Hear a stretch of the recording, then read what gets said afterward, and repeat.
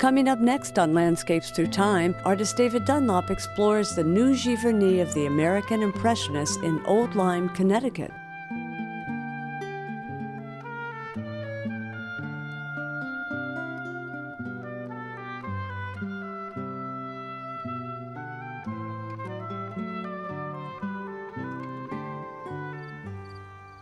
This is Miss Florence's boarding house, or at least it was a century ago.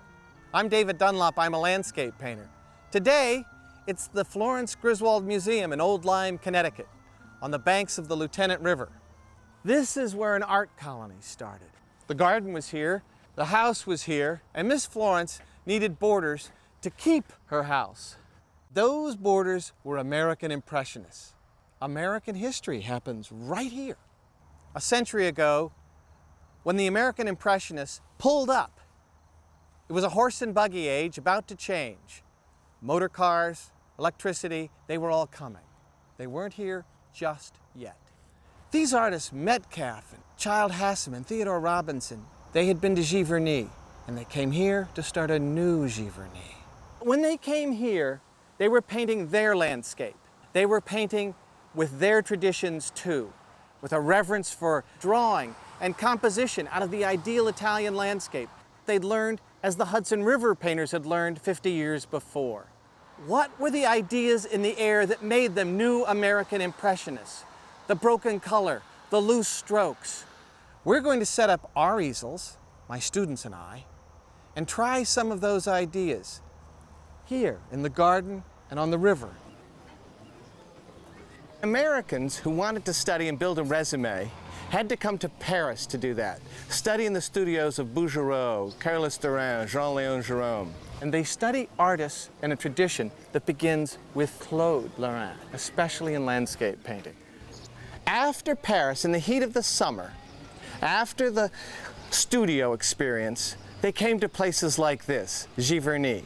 They came because Monet was here, because they wanted to try the new experiments of Impressionism. They came onto these hillsides with their easels to paint this view of the Valley of the Seine. And they paint in series. They paint the moment. This is like a snapshot. And this painter, Theodore Robinson, uses photography. When they came in 1886, John Singer Sargent was the first, at the invitation of Claude Monet, to the garden down there. Willard Metcalfe was the first to try to set up the art colony, about the same year. And he and Theodore Robinson and Lilla Cabot, and all of the early Impressionists stay here in the Hotel Body. At the end of the 19th century, Metcalfe, Robert Louis Stevenson, Theodore Robinson, they gathered in here for meals. And Metcalfe, painting in more of the studio tradition, but relaxed, paints the group having a 10-cent breakfast in this room. But some of the techniques and ideas that they start here, they take back to a new Giverny, one of which is painting their landscapes on the walls of the Hotel Body. Willard Metcalfe's going to do that again in Miss Florence Griswold's boarding house. Start painting on the walls and start a new tradition. But what he's done here is something that's truly American Impressionist. He's taking some ideas of Europe, and that is, for example, in this main landscape, seascape, underneath you can see the orange and brown tones, laid over with broken strokes of a cerulean blue and light violets, complementary colors, opposite colors. Now, it's not just American Impressionism that's in this room. The painters were also tonalists and American Barbizon, and they're all over on these walls. Over there, Frank Bicknell. He paints the garden scene, a floral display in a truly American Impressionist technique, where the leaves, or the feeling of leaf work, is just a broken scattering of loose strokes.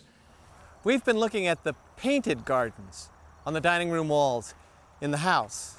But now we're in the real garden. We're in Eden. And this is where landscape painting begins.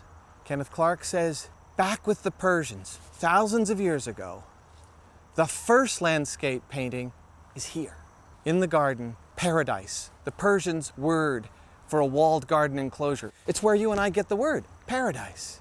And it's right here where we set up our easels, because it's here that the American Impressionists set up theirs.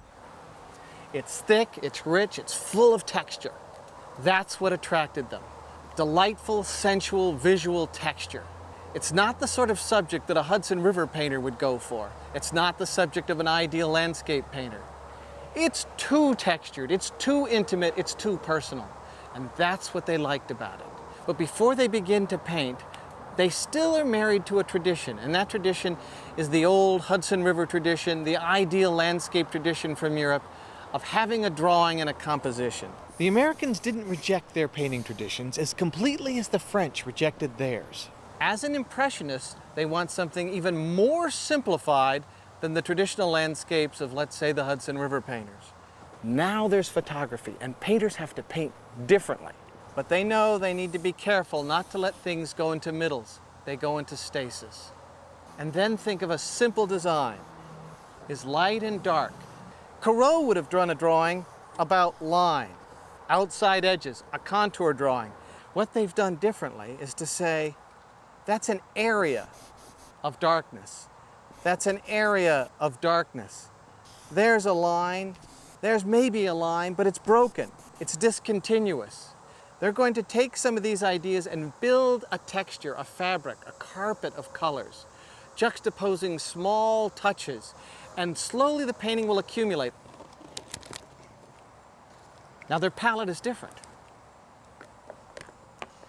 We have an opaque color, an opaque pink, cobalt violet.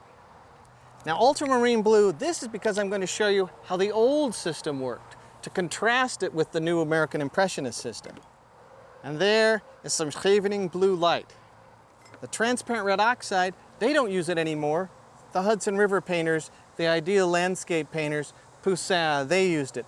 Now there are new colors like cadmium yellow, opaque and reflecting a lot of light, cobalt blue, a violet, and a lot of white. They're making tints, pastel tones, and to do that you need white. Here's what happens.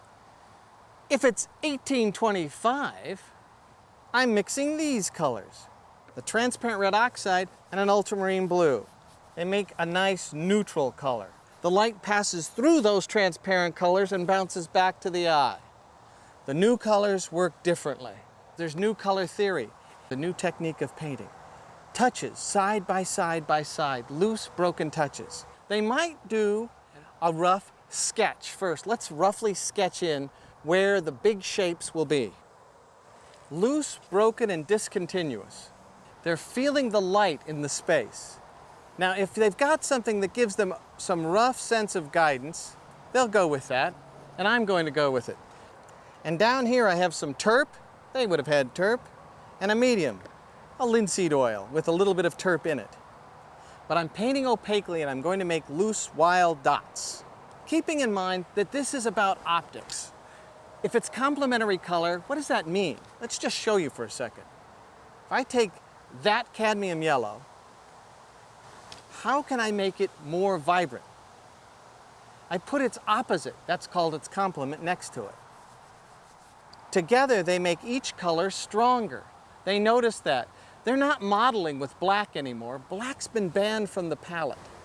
So instead of using black, they're going to put darks in their shadows that are filled with color. They might use a cerulean blue and let's say a pale coral. Let's mix those two together. And mixing two is about as far as they go because when you mix colors, they realized, you're going to have less color. You're going to have something chalkier and muddier. I'm going to push that against that Scheveningen blue. It creates a vibration, a hum. Zzz. That hum is what makes the painting exciting. Now I'm going to make tints. To make a tint, you take a little bit of this white and you mix it with any color. I want a lighter blue. I'll just roll that in and you can see the value change. The value is the brightness of a color, its luminosity, dark to light. Now I'm going to start with a ragged series of marks that cover the entire surface. That's their process. People looking at Monet paint in the beginning would say, I don't get it. There's just chaos here. But the chaos assembles itself. This fabric of color only assembles itself when you step back from the painting. One day, Metcalfe will be out here at 11 a.m. painting his garden scene, And after an hour of painting, because the light changes so fast outdoors, he stops, switches canvas, goes somewhere else, has a cup of tea. Although in Metcalf's case, it might have been beer. I'm going to think of the color complement. And there's a complement to build where my darks are going to go. And I pull something forward or backward with dark or light color, as well as a color that can push or pull another color.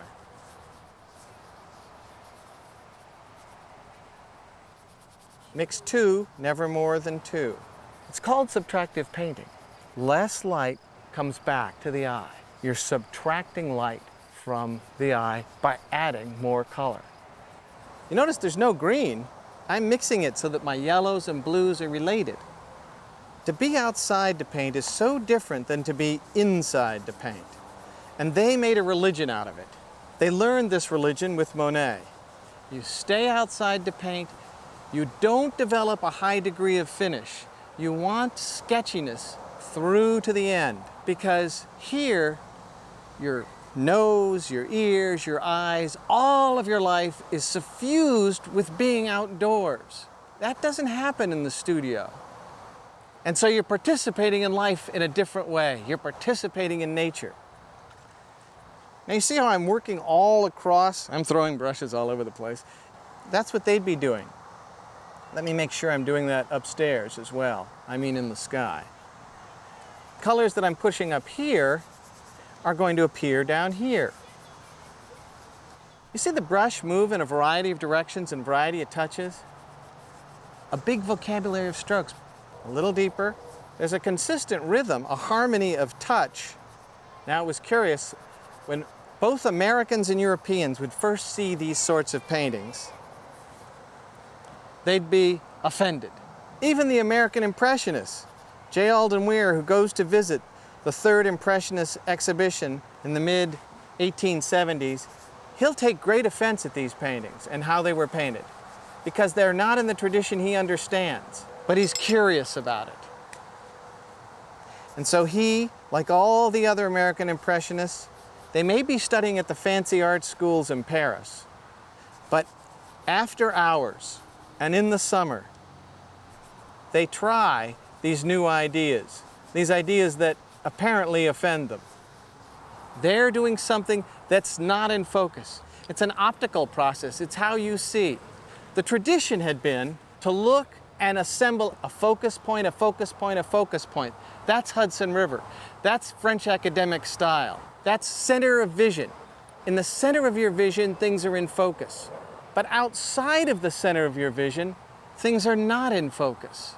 The center of your vision is very small. It's why you can only read a couple of words on a page, not the whole page. Well, they would read the whole page. That means no words in focus. They look at a glimpse, a glance. Impressionism was a term of derision by a French critic when it was first applied, even though the word was first used by Corot, when he was talking about just get your impression of the scene, that glance. Complementary color works in a bizarre way. Your eyes actually are seeing colors that aren't out here, and that's why they like painting in the mid-light of day as opposed to dusk or dawn, when, let's say, ideal landscape painters or Hudson River painters painted. And if you want to know what that color is, you don't have to look at a color wheel. You can just take a spot of this, put it on some territory of white, and stare at it for a while. When you're finished staring, you look at a white territory.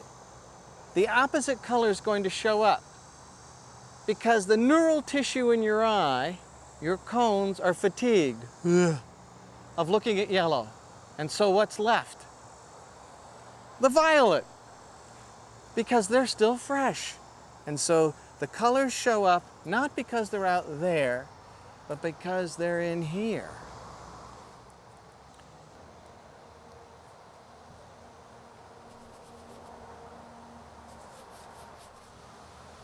And I'm going to vary my marks and make some of them a little smaller now. You can see every edge I've got is very broken. Now as I work on this piece, hopefully inevitably, a very loose arrangement of the effect of light in the garden should start to take effect. What Rembrandt would say, although he's painting in the 17th century, is don't get too close to my painting, the smell of the paint will offend you. But that was because he wanted the viewer to let the painting assemble itself from a good viewing distance. One of the things they would do is try to create foreground and background, and they would do that with values, lighter values, less color, more saturated color up front.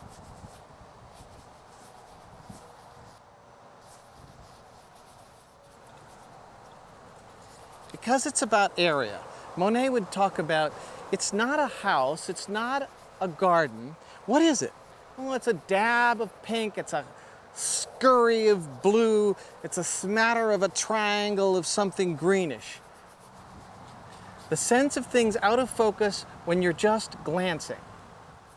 They will get more and more abstract as the years go by. A late Twachtman looks far more abstract than, let's say, a Child Hassam garden. You know, when Americans, they're 20 years behind in the market to buy these, and so it took the courage of American Impressionists to even introduce these ideas. There were French art dealers like Durand Ruel who brought over French exhibitions of those new Impressionist painters. But the American public took a lot longer to find them. I'm looking for colored shadows. That's what they noticed. It starts with Delacroix saying, I notice in the shadows there are blues and violets. And Americans would study the theory too. Michel Chevreul develops the theory in about 1836 for a fabric institute in France. And he notices that people like the combination of complementary color more than they like any other combination. And he's just trying to sell uniforms. You know, the American Impressionists were all over Connecticut. American Impressionists, like J. Alden Weir, bought his own farm. And they painted down at Bush Halley House. Of course, they painted the cities.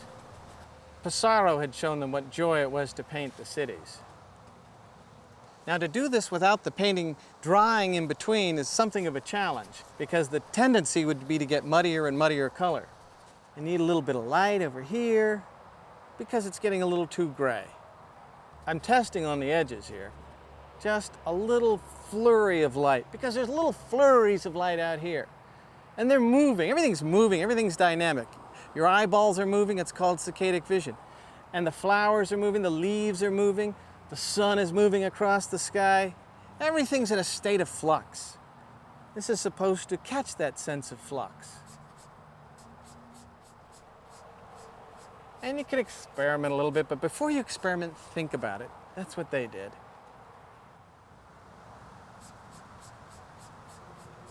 Now I want to go meet with some students and see how they're doing. Let's take the tape off and evaluate how this is going. Why did I take that tape off?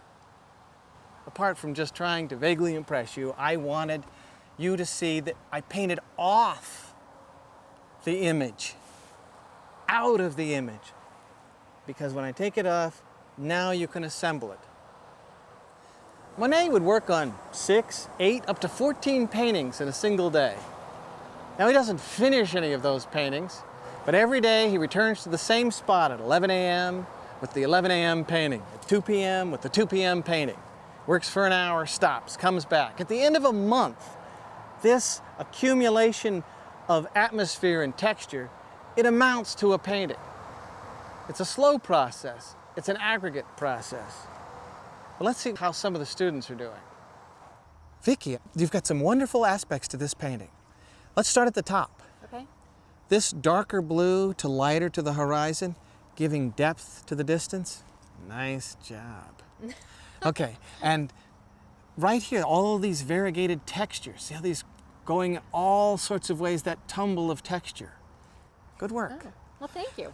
Anything on your mind? Yes, I was concerned in the composition of having it go back, but by the same time not letting it be in the middle. Well, let's take a look at those things, because right here it looks like it's going uphill rather than lying flat a little bit. Oh. And we can get it to lie flat. And it's more important that it lie flat than worry about the middle in this case.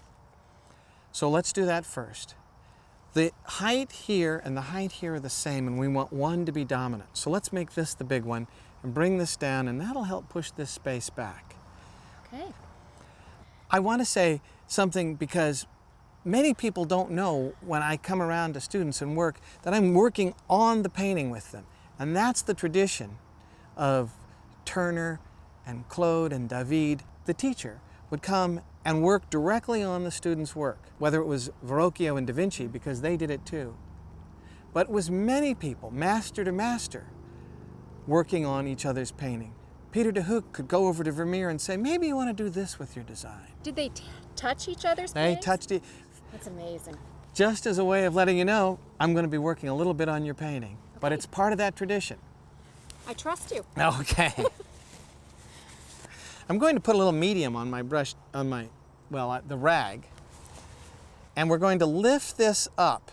Because, Vicky, if you hold your fingers to the horizon, right, you see how wide this is here? Hold it up there. See how wide it is? Mm-hmm. Now bring your fingers down to the grass directly. Don't go side to side. Bring right down. Right. It's the same width. Yes, it is. We're a lot wider. And you know why that happens? It's the brain thinking that that's a lot of grassland and therefore I've got to give it some vertical space. It's the brain thinking as opposed to the eye looking. And that's painting things instead of areas. That's how that happens to all of us. And it happened to the Impressionists and everyone. So let's go straight into this and let's try it and see what happens. If we can't get this to be a little flatter, we don't have to go quite the same as this. This can be a little thicker. Now, unfortunately, you sometimes sacrifice some of the beautiful texture. C'est la vie, C'est la vie. as the French Impressionists would have said. All right. But Good thing I'm learning and I'm not serious. you're a good artist. You're a good painter. You've done some beautiful things right here. So we're going to take that river and it slides back around that point. Now see how much flatter it starts to feel? And we'll take the grasses. Let's take these grasses that you've got and we'll just pull the grasses. I'm so excited, but are you going to make this all water? Yeah. And we need to make it a little more violet. So we'll steal a little red into it. Why violet? Because this water is reflecting the color of your sky. See that color? Mm-hmm. That's a little duller version that's right down here. Now there's a reflection. See how the grasses are reflecting? Right. So we'll still see those grasses there. So I should interpret my own colors, not necessarily, even though it looks like it's a dark green, Yes. blue. But where we're in open water, it looks sort of slate colored. You've got yellow. Right. What's the opposite? Violet. Violet, right. Yeah. And so being an Impressionist, you'd think about making that light in terms of its opponent color. And you have violet in the sky. Right. So then we're putting violet in this water. I'll take that, and there's that reflection in part of this. To get that soft green, but a little duller green than this. Testing it on the side here. Running it right through here, because this is my reflection. And the reflection, of course, if they're vertical there, the reflection is vertical here. And now you see how this is laying a little flatter, and we'll pull this background back with a little more light, right on that edge, way back here. It's a little lighter, you see that? That pulls our eye back. Now I'll blend that forward a little bit. And you can show some line coming through trees if you want, or soften it or not. Now we were going to take some of that down a little bit, just to see if we could get a little better balance, and that'll push this side back. That mask, see how you mask these trees so beautifully together? That was a good thing to do. Don't paint individual trees, paint a texture of a mass of trees. And you did. You did. Bravo. Okay. So I'm just continuing this mass, and I'm making the edge a little softer. And the softer I make that edge, do you see that? It gave it more volume, because the brain smooths out these rough edges. The brain starts to see things where they're not there. You can trust the brain to always project. I'll see the trees where they're not if you just let me have a suggestion. A suggestion with volume. And a suggestion with volume means a blurry edge. Well, you're doing great here, Vicky, and I've had a lot of fun working with you. Well, thanks. Like the American Impressionists, my students and I have all come here looking for Eden, looking for paradise. The Persians, the Egyptians, the ancient Chinese, we're all looking for paradise, for meaning, for inspiration in the garden, here in Miss Florence's garden. I'm David Dunlop, I'm a landscape painter.